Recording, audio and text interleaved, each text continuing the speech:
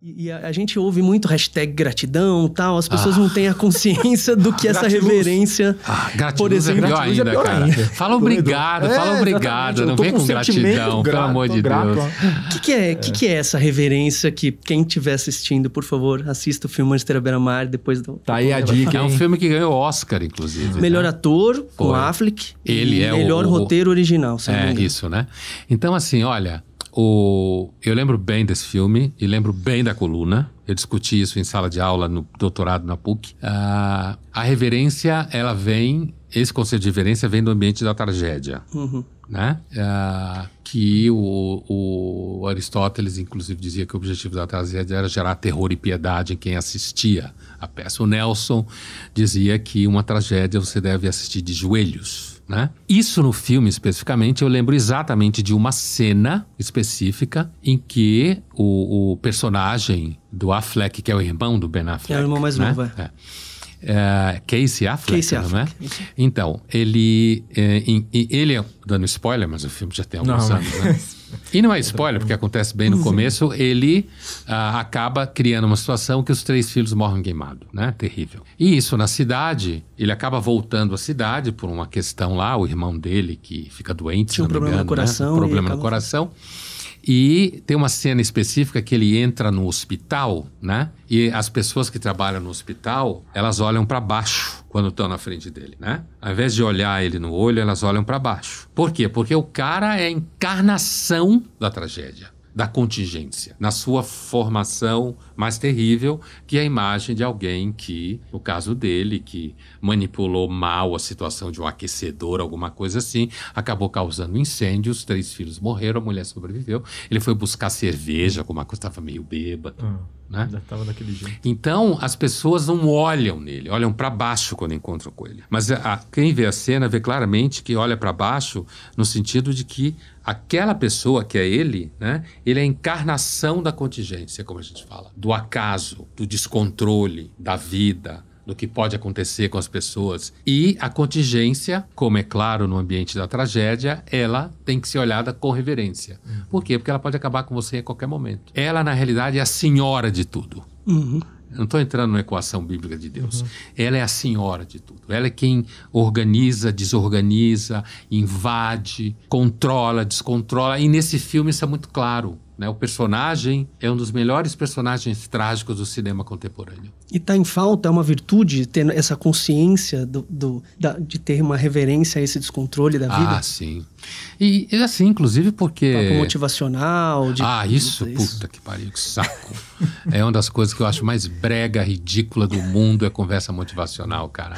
É tipo a melhor versão de si mesmo. É muito brega isso, né? Eu vou me reinventar, né? Sabe essa ideia de que... Revisite, né? Abrace a si mesmo, né? Ame a si mesmo. Ame a si mesmo. Isso é muito chato, cara. E é uma linguagem que está cada vez mais... Mas tá... porque é uma linguagem, na realidade, herdeira da vaidade, do narcisismo, né? Que perdeu a vergonha na cara, né? Sem dúvida. Porque antes a vaidade ainda tinha uma vergonha na cara. Agora perdeu a vergonha na cara. Estão querendo transformar a vaidade em virtude, né? Ame a si mesmo antes de tudo. É cansativo. É cansativo mesmo. Então, acho que falta, assim. Falta... E isso tem muito a ver com a experiência histórica da modernização, que faz parte do processo modernizador, justamente a ideia de eliminação de reverência a tudo que existe ou tem existido. Porque a experiência modernizante, ela carrega consigo a ideia de que as coisas só prestam no momento em que eu apareci no mundo. Eu, modernidade, né? E eu, todo mundo. Antes era tudo idiota, burro, ignorante, né? Por isso que, por exemplo, para um homem moderno, a ideia de culto aos ancestrais... Tem gente que vai fazer curso, isso é idiotice. Ninguém consegue praticar uma tradição fazendo um workshop na Raposo, entendeu? De 3 dias. Ninguém consegue. Tradição, ela tem que estar... banalizado, né? É mais ou menos como você achar que você vai aprender a falar a língua estrangeira em 3 dias, um workshop na Raposo. Tradição é a mesma coisa, né? Você tem que estar metido naquilo. Uma imersão. Impregnado. Leva vidas. Sim. para isso acontecer. E a modernidade, o seu processo de técnica, ciência, o próprio capitalismo, no sentido de você produzir eficácia, objetividade, eficiência, tudo isso não tem uma vocação muito grande para com a reverência. Porque a ideia de quando você tem reverência por algo é como se você estivesse se submetendo a isso, querendo ser uma besta quadrada, achando que você não é capaz de fazer nada. Sim. Quando, na realidade, a reverência é, antes de tudo, o reconhecimento de que existem muitas coisas muito maiores do que eu. Falamos muita noção de medida. Se você pudesse dar um conselho para os jovens de hoje, qual seria? Em uma frase. Envelheçam. Foi uma palavra esse daí. Eu estou citando o Nelson Rodrigues, na verdade. Tá certo. Quando perguntaram para ele isso. Muito bom. Próxima. Fazer networking ou relações reais? Sem dúvida, relações reais. É verdade. Bom, networking também não é de todo ruim, né? Mas claro o problema é você excluir um, né? Em detrimento do outro. Foi uma escolha, né? Era uma alternativa. Era um outro, é verdade. Não quer dizer que você não possa ter os dois. Uma dica para um jovem que tem medo de seguir o seu sonho. Talvez pelo caminho padrão. Um jovem que tem medo de seguir o seu sonho, eu acho que ele devia parar de procurar fórmulas para seguir o seu sonho. Nossa, que isso. Um conselho para quem está entrando agora no mercado de trabalho. Minta menos. Você acha que quem está entrando no mercado de trabalho é mentiroso? Eu acho que a mentira é a forma de relacionamento social que cresce no século XXI, cujo nome é marketing. Entendi. Em todos os níveis. Mas eu não quis dizer fazer marketing. Entendi, ó. De mentirosos de plantão aí, marqueteiros também não... O que você acha que os jovens hoje ignoram e deveriam dar mais atenção? A que as pessoas mais velhas sabem. O passado. É porque a gente assume que as pessoas mais velhas não viveram o mundo como a gente conhece hoje, por isso elas não devem ser ouvidas, né? O que é um engano, porque algumas coisas mudaram, mas as pessoas continuam sendo elas mesmo com ou sem iPhone. Legal. Um erro que é melhor viver do que aprender com os outros. Se arrepender de alguma coisa que você fez porque você acreditava. Isso é verdade, cara. Deixar de fazer alguma coisa, se arrepender de não ter feito. E agora para a última. Qual que é o seu conceito de felicidade? Eita. É possível ser um jovem sábio? Boa pergunta essa. Porra! Que jovem, né? É possível estar seco dentro da piscina? Então, veja, olha, de alguma forma... Acho que dá para dizer que sim em determinadas situações. Vou dar um exemplo concreto. Imagina que você tem um grupo de amigos, certo? E esse grupo de amigos experimenta drogas. Fuma maconha. Tenho alguns. Certo? Então, uma experiência muito comum desde os anos 50, 60 para ser barato, 70, 80, 90 até hoje. Então, assim, a experiência concreta mostra que muitos vão fumar um baseado ou vão experimentar alguma outra coisa num determinado momento da vida e vão seguir a vida. Outros não, se fodem nas drogas. Então dá para dizer que o primeiro jovem era sábio, certo?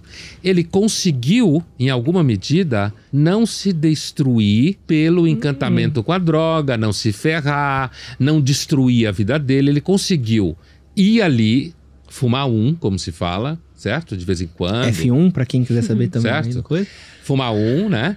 E, ao mesmo tempo, isso não se transformou no motor destrutivo da vida dele. Agora, é claro que se você falar sabedoria no sentido mais amplo, no sentido de ter experiência de vida, porque uma das coisas que eu acho que faz ajudar você a ter alguma sabedoria é você fracassar. É o contrário, não é sucesso. Sim, sucesso então... deixa você idiota. É o fracasso que não significa que a gente tem que procurar fracasso, né? Uma vez eu estava num evento e o jornalista falou assim: não, Pondé, é você que gosta do fracasso. Você gosta de dar errado, de não dar certo, cacete, de falhar, de ser infeliz. Mas assim, você que busca essa tristeza. Né? Não precisa procurar porque ela te encontra. Mas assim, então o fracasso, quando você tem dificuldade e tal, isso pode produzir um certo... Fracasso não só no sentido material, fracasso em vários sentidos.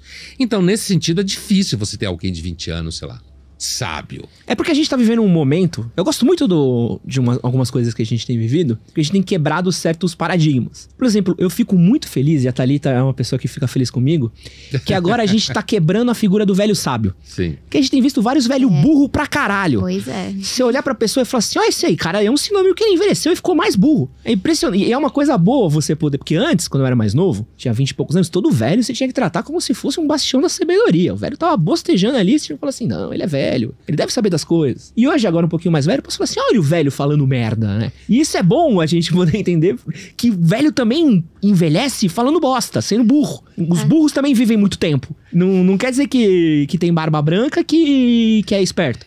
Mas que o Pondé é calvo, né? E calvície traz sabedoria, né? Traz um pouco mais de superpoder pra mas gente. assim, olha, veja bem. O fato é que hoje você tem muito mais gente velha. Pô, sim! Já foi na Vila Prudente? Então. Porra, duas vezes na Vila Porra, a gente vive rodeado de velho lá na Vila Prudente. É um velho a cada metro quadrado. Fui 2 vezes na Vila Prudente. Faz bem, não volta mais. 3? É verdade, eu fui 3. Eu esqueci de uma vez. Eu fui 3 vezes, mas assim... É porque hoje você tem mais gente com mais idade.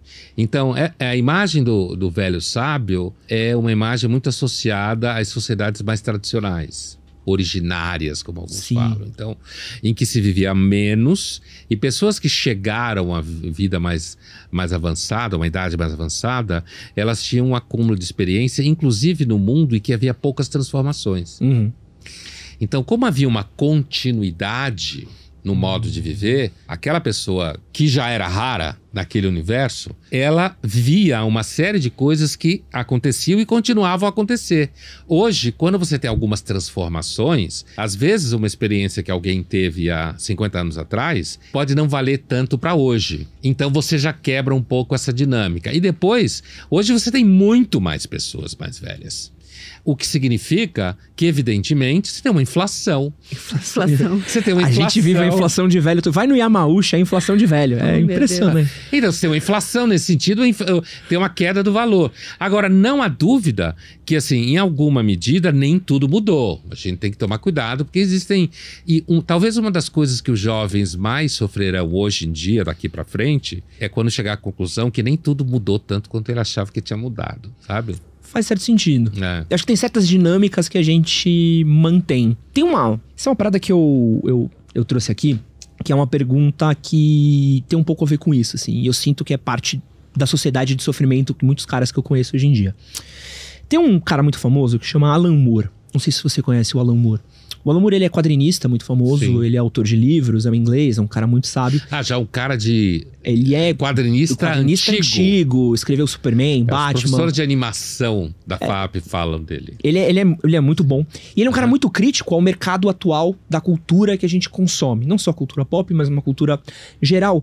E ele fala muito sobre essa cultura que a gente tem tido muito de filme de super-herói, muito essa coisa de resgate nostálgico, que ele fala que isso daí é uma reflexão da infantilização que a gente tem da população hoje em dia. Ele diz que é quase eu até trouxe aqui aspas dele, que indica um desejo de escapar da complexidade do mundo atual, fugir um pouco dessas complexidades, dessas dinâmicas, e fazer um resgate de uma infância nostálgica em tempos que ele era mais feliz. E ele acaba tendo esses adultos infantis.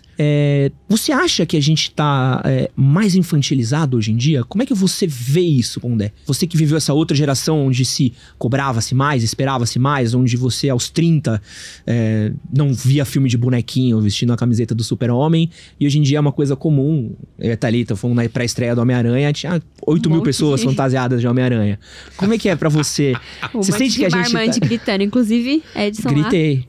Voltei ao resgate da minha infância nostálgica.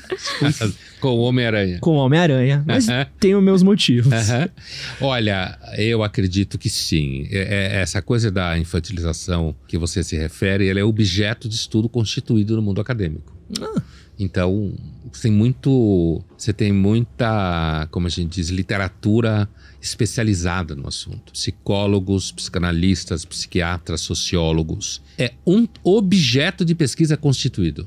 Isso que você acabou de descrever aí. É um fato, é um sintoma, certo? Essa dificuldade de adultar, como os americanos falam. De você... E que adultar... No final do dia, adultar é basicamente você pagar suas contas. Você não tem uma psicóloga americana, que eu acompanho o trabalho dela, chamada Jean Twenge. Tem um livro dela só traduzido no Brasil. Mas a Jean Twenge, ela publicou um artigo em 2017, final de 2017, em que ela usava 4 marcadores para falar dessa infantilização. que é um objeto de pesquisa de um monte de gente. E ela usava 4 marcadores. Ela é uma psicóloga comportamental, né? Jean Twenge. E os 4 marcadores são ganhar dinheiro suficiente para se sustentar, sair de casa, da casa dos pais, eu quero dizer. Às vezes, sai da casa do pai e da mãe, mas depende deles para bancar a casa em que está morando sozinho. Né? Clássico. Então, assim... Então, o primeiro é ganhar grana para se autossustentar autonomamente, o que muitos jovens abrem mão porque vai cair o padrão de vida. Sair de casa sendo autônomo, às vezes sai de casa dependendo do que a grana que os pais dão. Ter relacionamentos afetivos que durem mais do que 1 ano e planejar ter filhos. São os 4 marcadores de adultar.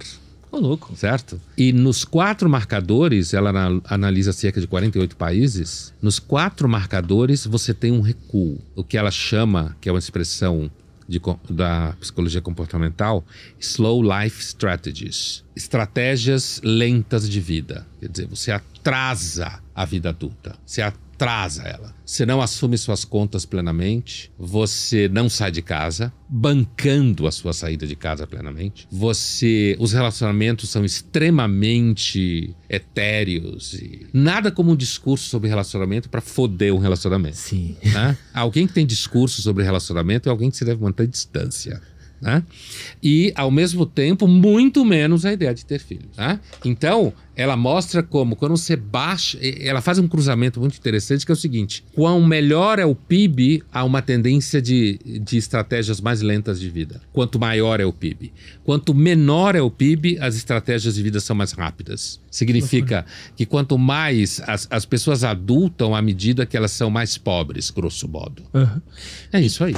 Isso é infantilização. Então, isso é um objeto constituído. E eu sinto, não é uma impressão. Uma coisa que eu vejo, e aí eu acho que é um ponto muito crítico, assim, eu vejo vários estudiosos que eu tenho lido falando muito a respeito, e tem essa percepção muito grande que a gente tem uma geração de adultos infantis, é o cara que tá vivendo pela nova estreia do próximo filme da Marvel, pela próxima série que vai ver, o próximo bonequinho e tudo mais.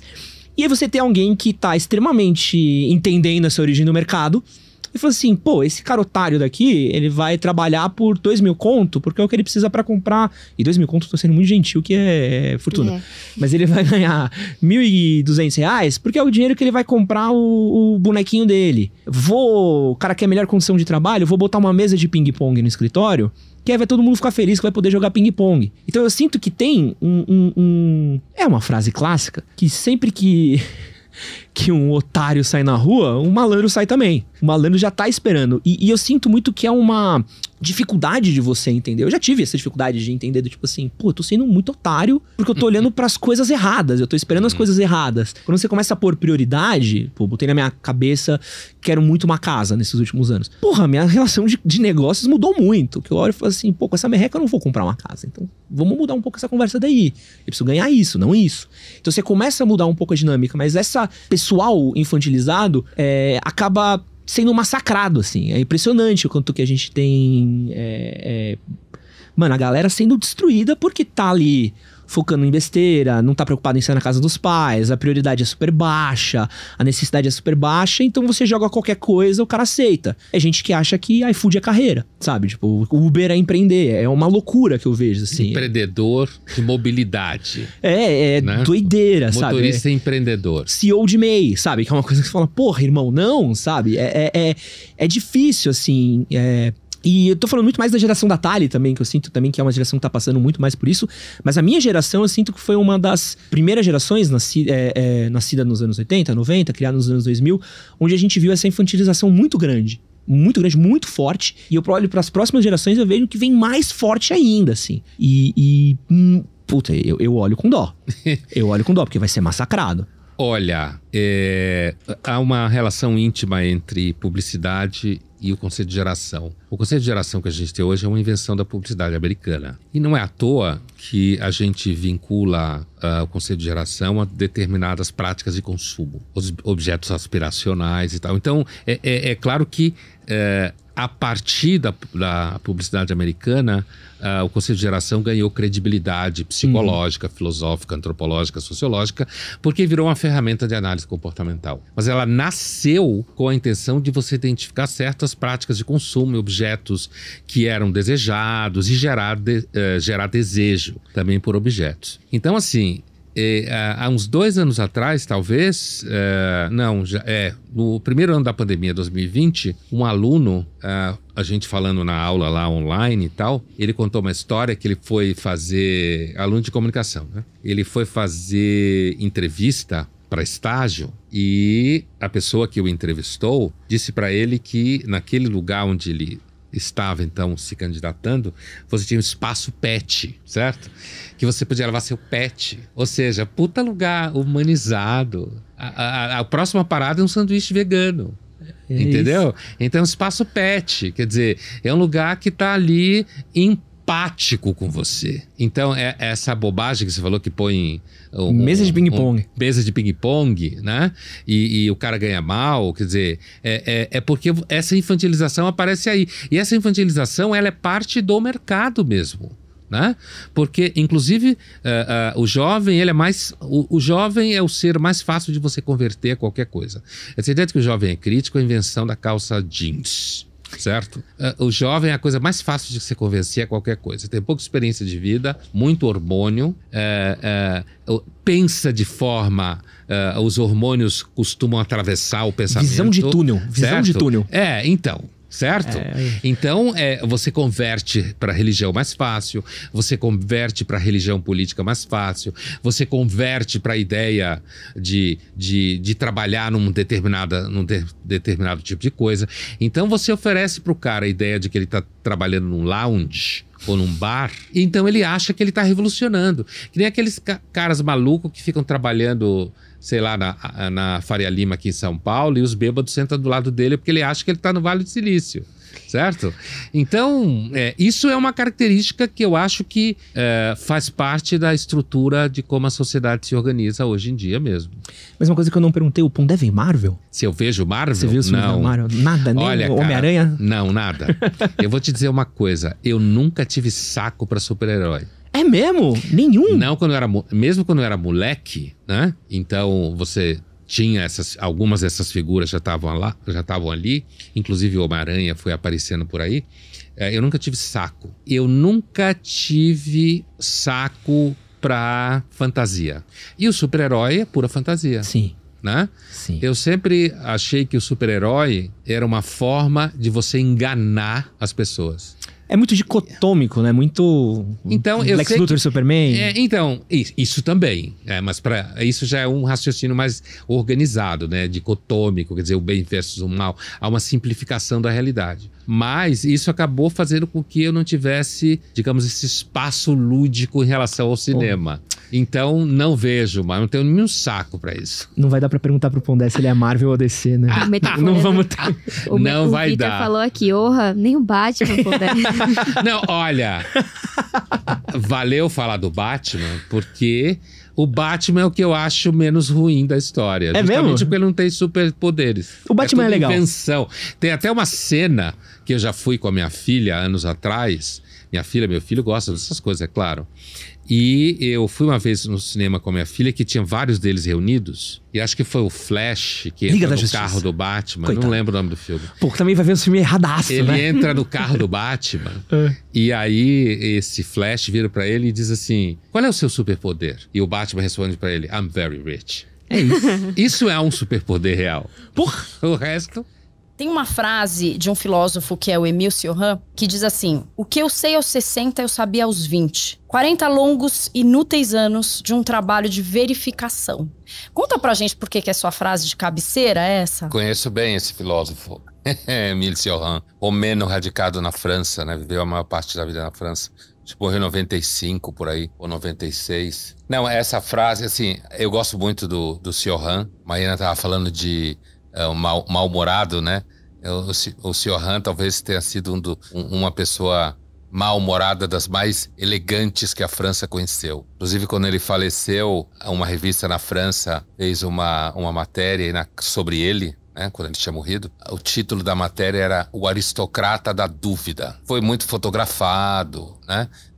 Ele juntava um certo mau humor com elegância e acabava fazendo com que o mau humor dele parecesse elegante, né? Essa frase é típica do temperamento dele, por isso que eu estava falando. Isso ele, quando ainda morava na Romênia, ele teve um período de vida lá pelos 17 anos de idade em que ele tinha longas insônias. Então ele conta que ele saía andando pela cidade, ia passear no cemitério da cidade e não dormia, passava noites acordado. E um dia ele chega em casa de manhã, se joga no sofá da sala, com essa idade, né? E fala, eu não aguento mais. Aí a mãe olha pra ele e diz, se eu soubesse que você ia me sair assim, eu te abortava. E aí ele diz que a mãe salvou ele. Porque a mãe, com aquela frase, mostrou pra ele que era fruto da contingência. Se a mãe tivesse resolvido abortar, ele não existia. E vários outros fatores. Então, naquele momento, ele disse que voltou a dormir, porque ele descobriu que não ia encontrar resposta nenhuma porque ele estava procurando, né? E passou o resto da vida escrevendo uma gama de livros de filosofia maravilhosos. Muitos são traduzidos em português, apesar que se conhece muito pouco ele aqui, em que ele vai tratar justamente dessa... Ele considerava a mãe dele uma figura muito inteligente, quase analfabeta, romena, mas de uma inteligência absolutamente natural. E ele diz que ele estudou muitos filósofos para descobrir muitas vezes que o que ele descobria, o que o filósofo descobria era alguma coisa que a mãe dele já sabia, como representante de um certo modo de vida ancestral, entende? Não só a mãe dele enquanto indivíduo, mas como representante de um certo modo ancestral de vida. Por isso ele vai dizer, então, olha, o que eu sei aos 60, eu sabia aos 20. 40 longos anos de um trabalho inútil de verificação. Ou seja, o que eu aprendi lá, inclusive com a minha mãe, eu tô desde então comprovando que é verdade. Ela estava certa. Que ela estava certa. Inclusive, uma certa inércia da vida, uma certa ilusão com relação a certas formas de conhecimento, né? E quando você me pergunta, a última parte da sua pergunta é porque essa é a minha frase de cabeceira, porque eu coloquei ela como epígrafe nos livros, e eu citei ela em alguns momentos já, por isso muita gente sabe. Eu gosto da frase, na realidade eu gosto do filósofo como um todo. Tem várias frases dele que são ótimas, né? Quando ele fala, por exemplo, isso lá em 1950, mais ou menos, 49, logo depois da guerra, ele fala que assistindo à emergência das ciências da administração, né? Eles soltam uma pedrada, que a administração seria a futura metafísica de macacos, certo? Esse é o nível do Sr. Han, né? Assim, a ideia de que... e quando a gente vê hoje em dia, muitas vezes, todo o discurso ao redor de gestão no mundo corporativo, né? Infantilizando as pessoas, como a gente enxerga, né? Toda essa festa que parecem querer fazer que a vida é e que o trabalho é, até lembra essa frase terrível do Sr. Han. Eu gosto muito dessa frase sobre os 40 anos porque eu suspeito e cada vez mais tenho a impressão de que, de fato, muito do que eu sei hoje, eu já sabia antes, de alguma forma intuitiva, né? Vi ao meu redor e, na realidade, eu acho isso bastante confortável, de certa forma. Apesar de que eu entendo que eu já li até um psicólogo inglês que fala isso, psicólogo e economista inglês, Dolan, ele fala que depois de 60 anos você até pode ficar bastante feliz se você não tiver pisado muito na jaca, não tiver feito tudo ao contrário do que a Maiana falou, né? E acho muito legal essa ideia de que a vida é um encontro com um destino genético ao longo dos anos que passam. E ele fala que depois de 60 anos, se você mandar o mundo para aquele lugar, você tem uma chance muito grande de ser feliz, mesmo depois dos 60 anos. Porque grande parte da vida você fica pagando conta pro mundo, né? Uhum. O olho, querendo saber o que tá na moda, o que tem que fazer. Altas expectativas. Isso então, né? Mata qualquer coração. Altas expectativas. Tem até aquele livro que tem um estudo com mais de 147 países que fala sobre a curva da felicidade. E esse livro, ele fala exatamente isso que você tá dizendo, né? Que a partir de 50, 55 anos é assim a barriga da curva. Quer dizer, você não pode estar mais infeliz do que aquilo. É o buraco, né? Que é o buraco. Que é onde você se dá conta que as suas grandes expectativas elas estão muito diferentes da sua realidade. E que a partir daí, você começa a diminuir essa distância entre o que você espera da vida e o que ela realmente é. E que aí sim você tem uma chance de subir nessa curva e ser mais feliz. Falando um pouco disso e complementando o que você estava dizendo, você acredita que a gente está num mundo onde a gente tem jovens mais pessimistas e velhos mais otimistas? Ou a gente está muito enviesado pela amostra da Maiana aqui? Não, eu primeiro acho que não dá para generalizar dessa forma, né? Principalmente em relação às pessoas mais velhas. Uhum. Eu acho que em termos de Brasil, a maior parte da população idosa continua vivendo muito mal, ganhando quase nada, morrendo sozinho, não necessariamente no sentido físico, mas com a solidão muito grande. As famílias são muito atomizadas, no caso do Brasil, inclusive, muito pobres. Então, não acho que a gente possa dizer que a maior parte da população idosa do Brasil, ou mais velha, ou 60 a mais, está mais otimista. Acho que não dá para fazer essa afirmação. Agora, acho que dá, e é exatamente isso que a gente estava falando aqui, você e eu, quer dizer, nesse da felicidade, né? Você tá lá em cima quando é jovem, tudo é uma festa, não sei o quê, saúde, tal, diversão.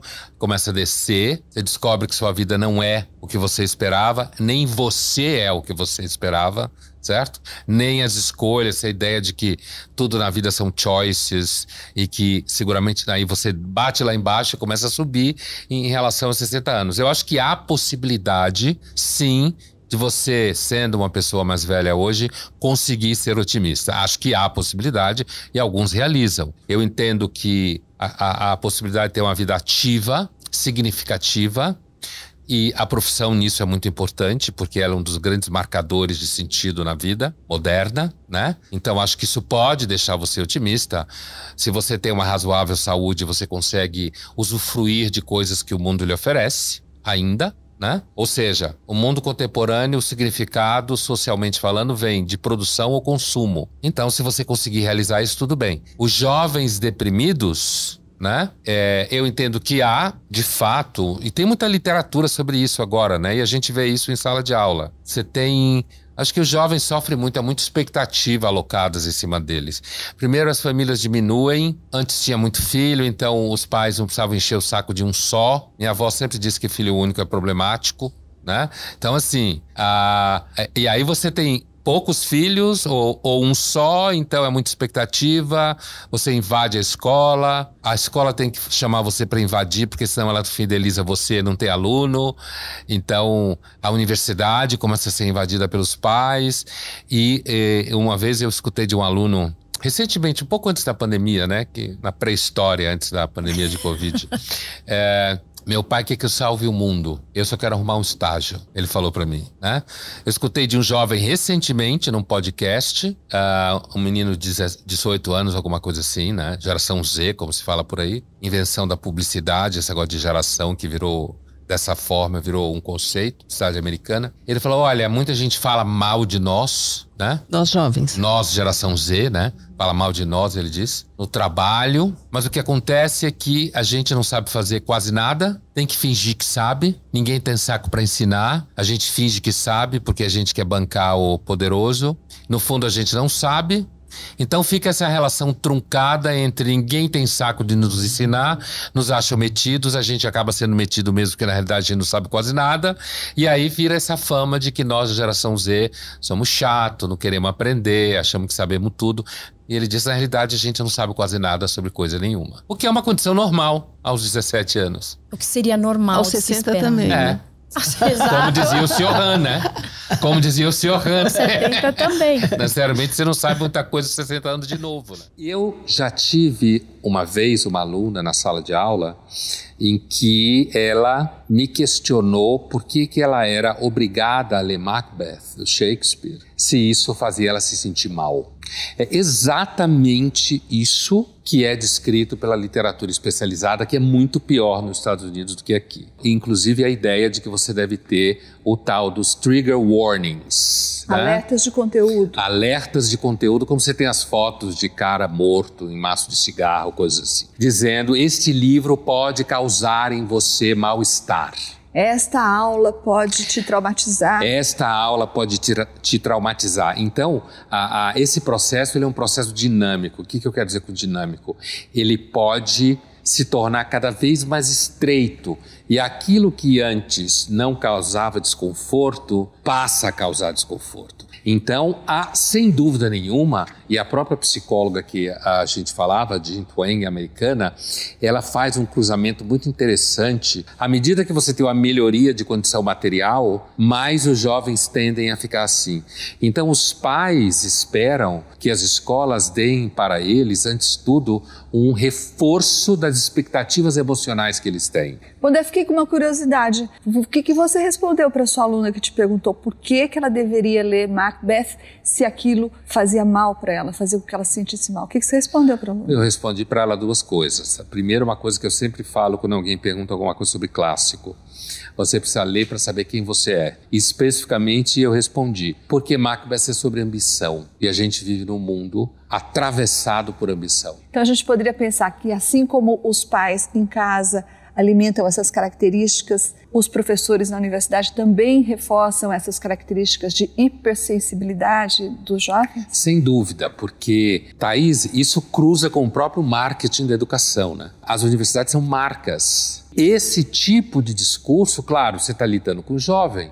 Então, esse tipo de discurso, assim como eu dizia que ele tem que se sentir bem, os pais têm expectativa que eles se sintam bem. Então, os professores, cada vez mais, são um elo no marketing da escola. Os professores hoje não são profissionais do intelecto, na grande maioria. E a situação do mercado, todo um universo que tem a ver. Hoje eles são um profissional do elo do marketing, da venda. Então, eles não podem introduzir temas que esteja fora da cartilha. Muitas vezes eles mesmos acreditam na cartilha. Assim como os pais acreditam. Isso eu digo fora da cartilha no sentido que causa desconforto. Então os pais e os próprios professores, muitos rezam na mesma cartilha. Que cartilha é essa? O objetivo da educação não é transmitir hábitos, costumes e valores experimentados e testados pela espécie humana, mais recente, claro, para os mais jovens. Por quê? Porque tudo que foi feito antes não presta. A escola e a educação deixa de ser uma instância onde o jovem é introduzido numa vida que o precedeu, em hábitos anteriores, em valores constituídos, e a educação e a escola passam a ser duas coisas. Uma, única e total preparação para o mercado de trabalho, principalmente quando você está falando de universidades. E dois, a escola deve reforçar a vida emocional e a segurança emocional do seu aluno. E é por isso que a educação é mais perdida do que segue um tiroteio. Os pais, não só as mães, mas as mães normalmente você tem o verbo maternar, sim, né? Sim, paternar sim. É muito menos comum, claro. Né? Eu acho que os pais hoje, incluindo as mães, é óbvio, de forma mais dramática, perdeu-se qualquer possível narrativa ancestral de como se cuidava de crianças. E quando nós projetamos como se cuidava de crianças, a gente o faz na chave de que era ruim, preconceituoso, atrasado, ignorante, supersticioso. A gente herdou todos os preconceitos do passado que os iluministas franceses tinham. Uhum. Né? E eu estava assistindo outro dia um documentário que eu não lembro sobre o que era, mas eu lembro que o narrador usava uma expressão que me irritava muito. Eu até comentei com a minha mulher, mas que saco, esse cara fica repetindo, mas eu esqueci o documentário. E tocou tanto que eu esqueci o assunto do documentário. Mas a expressão que ele usava era Dark Ages, Idade das Trevas, né? Para se referir à Idade Média, que é uma expressão que vem do iluminismo francês. Sim. E a Idade Média, ela é uma idade extremamente interessante, riquíssima em conteúdo, em material produzido. Em arte. Né? Em arte, inclusive. Né? Filósofos medievais sofisticadíssimos, que inclusive discutiram linguagem no nível que só hoje se volta a discutir. As mulheres eram bruxas! Como você ousa dizer isso? Então, né? Eu adoro dizer para quem fala isso, assim, olha, a Inquisição não foi criada para bruxa, tá? A Inquisição foi criada para a heresia cátara, no sul da França. Mas assim, é claro que isso não significa que a Idade Média era linda, a Idade Média não tinha esgoto. Sim. O mundo nunca foi lindo. Sim. Né? O que hoje a gente tem de melhor, eu entendo, mas tudo que é melhor é ambivalente, é o progresso tecnológico e científico. Com certeza. Que tem seus efeitos colaterais, né? Mas eu Mas eu sempre guardo um certo cuidado quando eu vejo alguém que é muito apaixonado pelo progresso. Né? Eu acho que é uma forma sofisticada de dano cognitivo uma pessoa ser apaixonada pelo progresso. Eu acho que é um dano cognitivo sofisticadíssimo. Do iluminismo, né? Que é o iluminismo, mas é uma herança canhestra, né? Porque lá no momento o iluminismo tem todo o seu valor, sua importância, mas assim, é uma derivação direta disso, né? Ordem e progresso. Que cola muito com o positivismo burguês. Isso. Né? Porque normalmente o burguês, aquele arquétipo do burguês, ele entra em depressão, mas aí ele lê um artigo sobre a invenção da ciência, aí ele fica feliz, porque a ciência é o fetiche da burguesia, né? E quando na realidade a ciência não funciona inventando coisa nova o tempo inteiro. Pelo contrário, grande parte do tempo da ciência, dos cientistas, é garantir que nada seja descoberto para o projeto de pesquisa dele não perder financiamento. Isso é matéria de epistemologia. Sim, óbvio. De filosofia da ciência. Thomas Kuhn, Estrutura das Revoluções Científicas, 1960, né? 66. Mas é matéria estudada em filosofia. Que eu tive com a Nath, epistemologia na FAP. Então, acho que ainda tem a matéria de epistemologia. Acho que a matéria de epistemologia ainda existe. Que as 2 primeiras semanas eram basicamente ela explicando o que é a epistemologia, né? Porque a epistemologia é um nome muito técnico, né? Isso. Episteme do Platão, do Teteto, conhecimento universal em oposição à doxa, que é opinião e não sei o quê. E daí virou teoria, na realidade teoria da ciência, né? Sim. Filosofia da ciência e tudo isso. Então, assim... Mas o que era o começo da pergunta? Eu fui pro final. Dos cachorros. É isso, claro, o impacto dessa... Então, veja, eu entendo claramente, pessoas que não querem ter filhos, ou têm um só, nós mesmos pensando em ter um só durante 9 anos, e chegamos à conclusão que a gente não queria que ele ficasse só, né? E eles estão super bem. É uma coisa assim... Uma sorte do cacete. Não tem ainda fórmula. Tem isso. Sim. Eles se dão bem, pelo menos até hoje.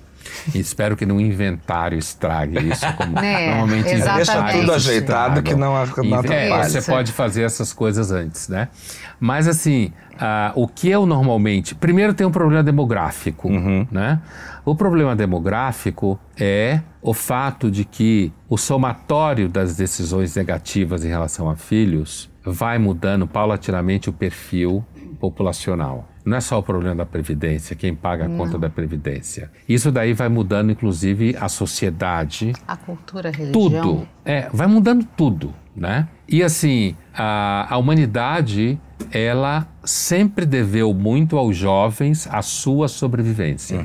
Mais saúde, mais energia, mais horizonte, mais ousadia, né? E uma humanidade sem jovens não parece um bom negócio, né? Então você tem esse desdobramento demográfico, que não é que eu estou dizendo que uma pessoa que resolve não ter filho, ela tem que... Não, a demografia. Eu entendo completamente, olha, custa caro, é ônus hoje em dia, tem uma longa formação, muitos filhos estavam muito associados, inclusive, à agricultura, ao tipo de trabalho, de sobrevivência, né? Hoje o filho é alguém que durante muito tempo ele só vai trazer gasto e ele só vai colaborar com a família se a família for muito pobre. E a ideia dos pais é que ele não tenha que colaborar nunca. E a ideia de que quando depois de velho você vai depender dos filhos é uma péssima ideia, muitos filhos não querem saber disso. Né? Então você tem toda uma mudança de contexto histórico, social, né? Psicológico, político, que muda o papel social do jovem e do filho. Perfeito.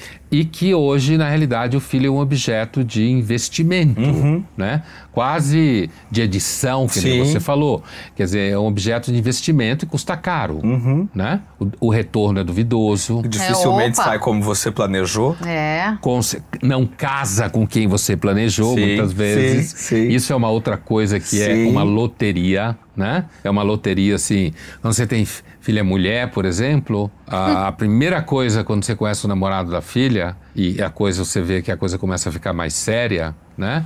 Primeira coisa que vem na cabeça de qualquer pai, quem disser que não é mentiroso, é o que esse cara faz na vida. Claro. A primeira pergunta que você quer fazer pro Claro. cara é assim, no que você trabalha? Primeira coisa. Porque homem que não trabalha não dá certo. Já diria o Fagner, né? O homem sem trabalho não é um homem sem honra. Então, mas é mesmo. Sim. E, de certa forma, inclusive... Citei Fagner Pombeck.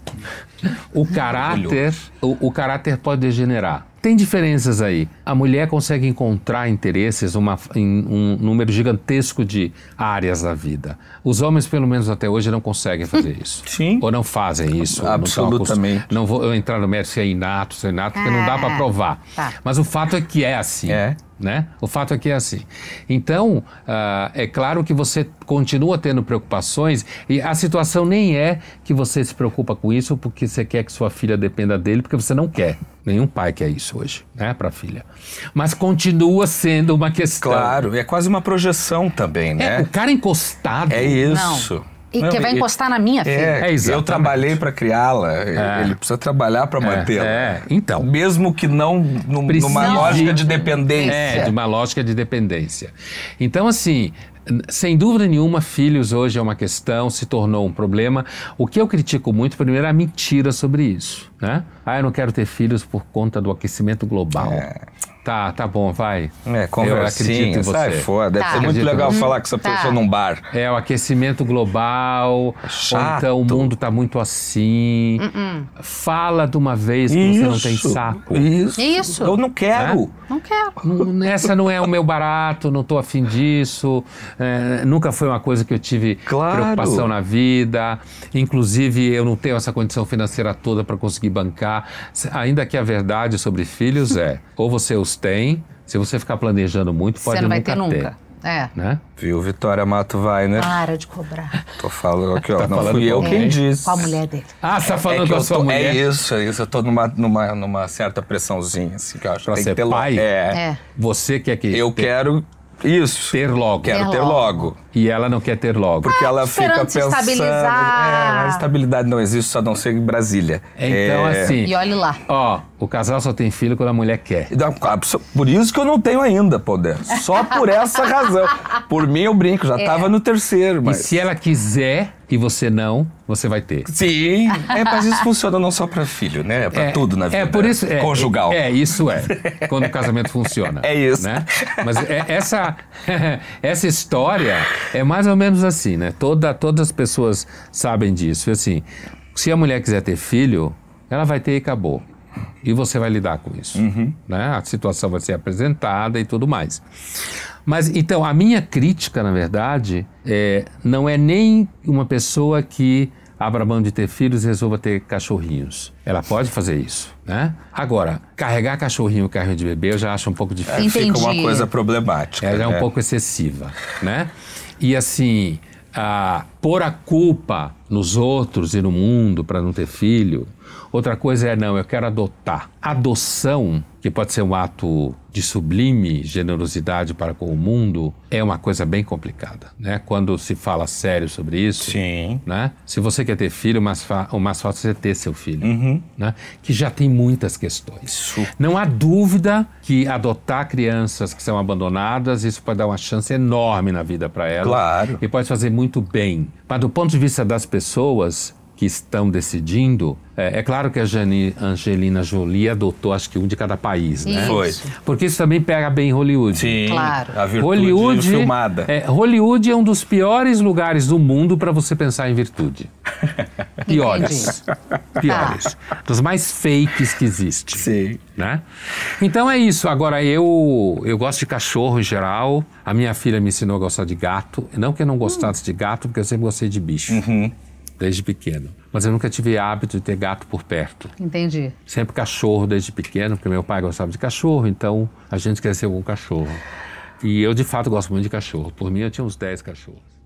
Fale mais com os mortos. Leia autores consagrados. Leiam autores que muita gente já quis derrubar e não conseguiu. E quando eu falo derrubar, em termos de conceito, não de baixaria, de críticas. Sobreviver ao teste do tempo. Exatamente isso. Fique atenta aos mortos. Conviva mais com eles. Desconfie profundamente das modas. Muito. Inclusive no mundo do que pode se chamar grosso modo intelectual.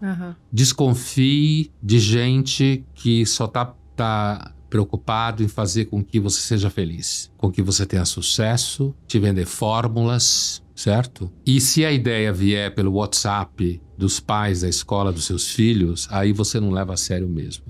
Então, eu tenho a impressão que hoje o Aristóteles provavelmente diria: você está redescobrindo a roda. Porque Maquiavel também ia dar gargalhada do que eu vou dizer agora. E, inclusive porque eu lembro que um outro professor, Paulo Arantes, falou na aula, primeira aula de filosofia que a gente teve na USP, ele disse: olha, vocês não estão aqui para achar nada. Tudo que vocês pensarem, alguém já pensou muito melhor que você e muitas vezes. Calem a boca e leiam. Vá por aí tendo opinião. Fale com os mortos. Fale com os mortos, exatamente. Os mortos sabem muito mais do que você. Inclusive sobre muitas das coisas que acontecem hoje. Porque eu vou dizer o seguinte, eu acho que além do skill de comunicação, de repente falar fácil, lembrar, isso foi uma coisa que eu aprendi muito no jornalismo, muito, com o Otávio, né? Quando ele falava assim, lembre que tem alguém querendo entender o que você está escrevendo. Lembre. No jornalismo, uma outra expressão que ele costumava usar, jornalismo é muito redundância. Volte ao mesmo assunto. Use determinadas frases. Porque o leitor é efêmero. Ele é efêmero, por definição. Ele está aqui, depois ele está ali e tal. Então, se você usa um certo argumento, um certo tipo de frase, ajuda a ele se fixar naquilo que você está querendo dizer para ele. O óbvio precisa ser dito, né? Várias vezes. Isso eu acho que é uma qualidade. Uma outra qualidade que eu acho, inclusive, hoje em dia, muito fundamental, é isso que o Aristóteles e o Maquiavel iam rir da minha cara. É a coragem. Que eles iam dizer, a gente já sabe disso, ó. Se você, de alguma forma, quer ser relevante, leva isso a sério e sabe que isso impacta pessoas, você é responsável, então, você, de alguma forma, é líder. O que em comunicação se chama, você faz opinião, né? Você tem que ter coragem. Porque o mais fácil, principalmente hoje em dia, que são tempos bem poucos democráticos, apesar de se falar muito ao contrário,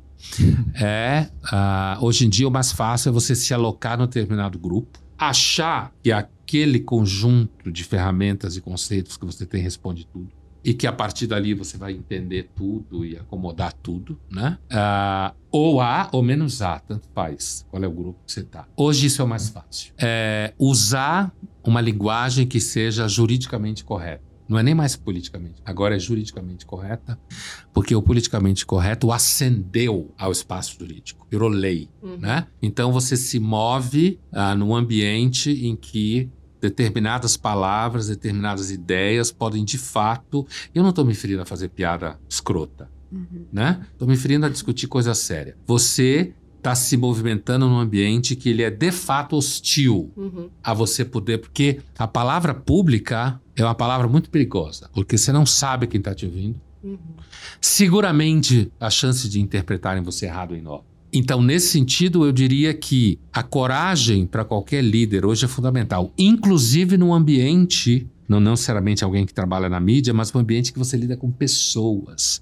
As pessoas hoje, a vulnerabilidade se transformou numa credencial. Todo mundo quer ser vulnerável em alguma coisa, para exigir algum direito, para dizer que merece A ou B ou C. E seguramente o Aristóteles e o Maquiavel iam dar muita risada disso, achando que a gente está descobrindo a pólvora. Mas pelo menos a gente chegaria à conclusão que, assim, continua sendo como era na Grécia Antiga e como era no Renascimento italiano, né? A coragem continua sendo uma característica fundamental. E, como toda virtude, não só a coragem, elencada pelo Aristóteles e outros, a virtude é tímida, ela é silenciosa, ela não se autoenuncia, é o outro que reconhece. Aquele que fala que é rei não é rei. Não é. Olha, eu devo dizer que, no geral, eu vou usar o palavrão filosófico, depois vou traduzir, a minha visão ela é sempre não hegeliana. Hegel é aquele cara da dialética, né? Que a história está avançando, tese, antítese, síntese, não sei o que, é uma percepção que ela é intimamente voltada para uma visão de progresso, de avanço, que a história tem algum sentido. Eu acho que não tem nenhum, não tá indo para lugar nenhum. Bate cabeça na parede, volta, pode acertar uma coisa, porque acertou, erra depois. Isso para dizer que eu não entendo nem que isso seja necessariamente bom, necessariamente ruim. Eu acho que isso pode fazer estrago. Tem gente que pode ganhar dinheiro com isso. Tem gente que, de repente, se não fizer isso, não consegue ter nenhuma realidade psíquica interna, né? Depende disso cada vez mais. Agora, eu tenho uma suspeita que eu venho alimentando há algum tempo de que a espécie Sapiens é psicótica. Eu acho que nós somos uma espécie psicótica. É engraçado, eu estou falando sério. É triste, é engraçado. É o famoso rindo de nervoso. Rindo de nervoso. Rindo de nervoso. Ri pra não chorar. Chorrindo. Eu acho que o Sapiens é uma espécie psicótica. Quer dizer, fazer uma conta baixa aí. 200 mil anos, 300 mil anos, igual ao que a gente é hoje aqui, né? Biologicamente, eu quero dizer, fisiologicamente.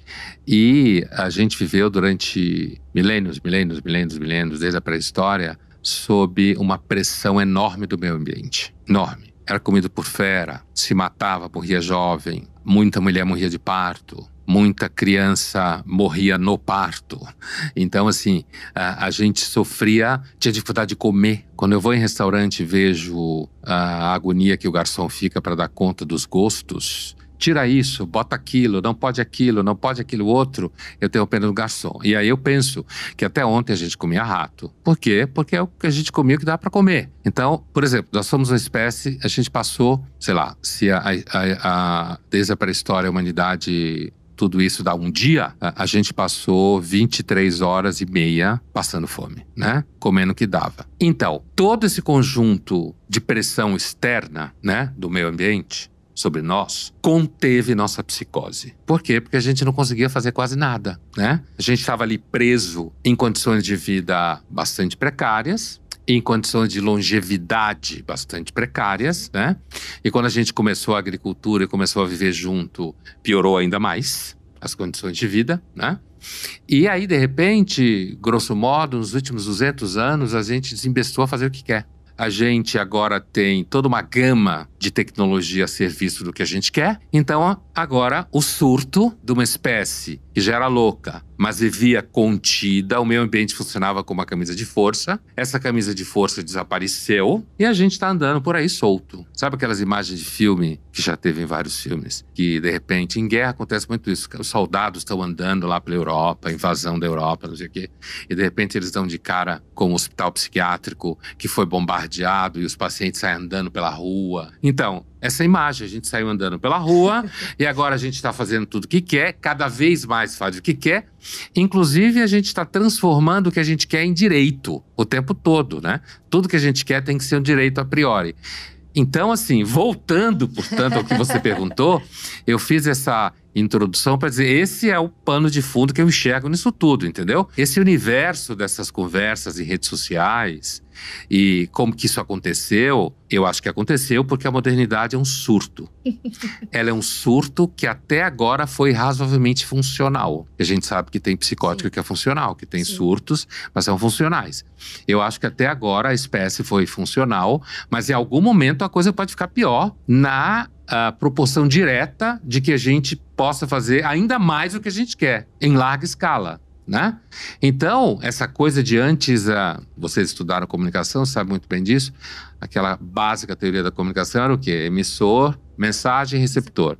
Agora é todo mundo emissor e receptor. Então, todo mundo fala, todo mundo emite opinião. E a nossa espécie, a gente não aprendeu a falar para alguma coisa porque a gente não... As coisas não são para alguma coisa. Mas a gente não aprendeu a falar para levar papo cabeça. A gente aprendeu a falar para falar merda. Para zoar, para mentir, para contar história de terror, para fazer bullying, né? Para convencer pessoas a fazer sexo. Que aí volta o tema que você estava citando.